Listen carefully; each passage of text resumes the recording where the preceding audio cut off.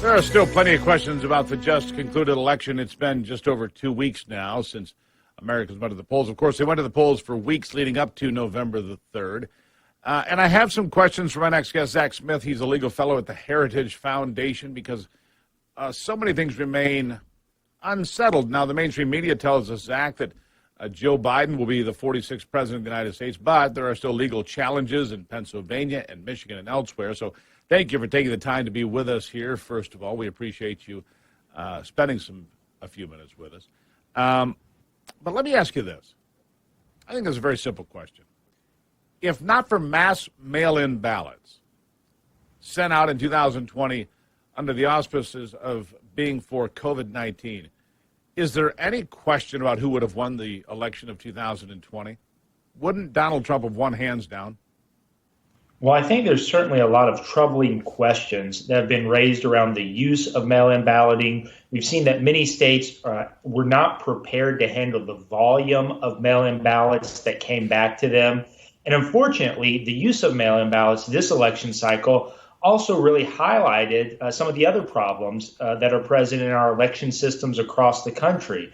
One of the most prominent ones being the out-of-date, very bad voter rolls. Compounded a lot of those problems and has led to a lot of the delays, a lot of the problems, a lot of the issues that have been raised in the lawsuits that we're still seeing working their way through the system right now.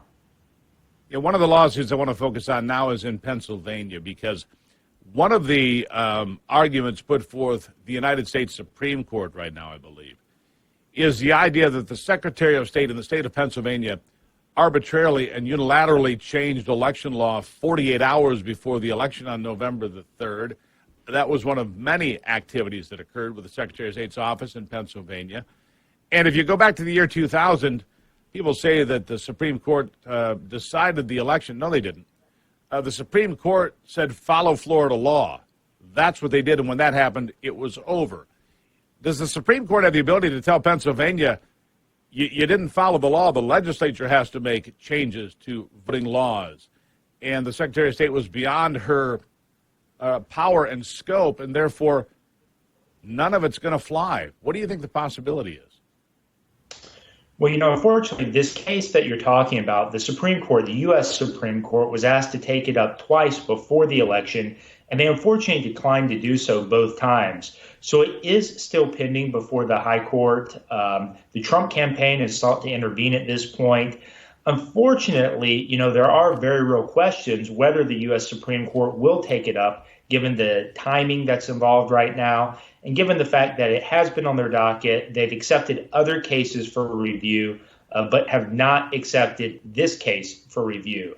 But I think your larger point is absolutely correct and something we all need to pay attention to as we move forward and start looking at 2022 and 2024. And that's the fact that it's the state legislatures that have the primary responsibility to set the rules and procedures we follow in conducting federal elections.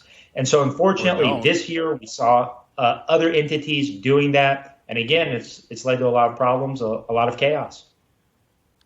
Yeah, generally, the Supreme Court will not weigh in a state matter when it comes to election laws unless the state or an individual in the state, like the Secretary of State, is violating election law. And to me, it seems like a question that needs to be answered, because if a Secretary of State or anybody else can unilaterally change the rules 48 hours out from election, why have election laws at all? Right. It's very concerning. Absolutely. And, it's not the only unilateral action that the Pennsylvania Secretary of State has taken. There's also challenges right now. We've seen where some counties were being ordered to allow voters to cure their absentee ballots if they were defective up to, several days after the election. The Secretary of State was directing that action. It's not clear that all counties were offering individuals that opportunity, that they were all following the same standards. And so, again, it highlights the very real problems that we encounter when election officials change the rules of the road very shortly before an election or even after votes have already been cast.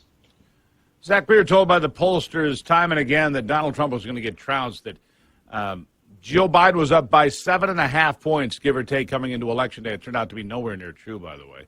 And in fact, if you take California out of the mix, Donald Trump does win the popular vote across the rest of the 49 states.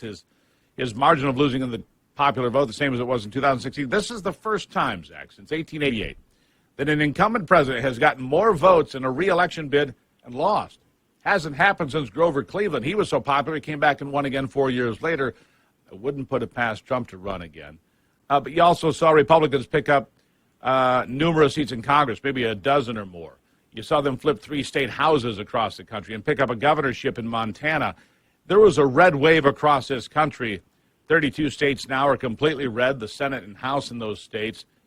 And yet we're to believe that somehow Joe Biden outperformed historical phenomenon in elections like Barack Obama. I'll give you the last word, but it's an awful lot to believe, isn't it?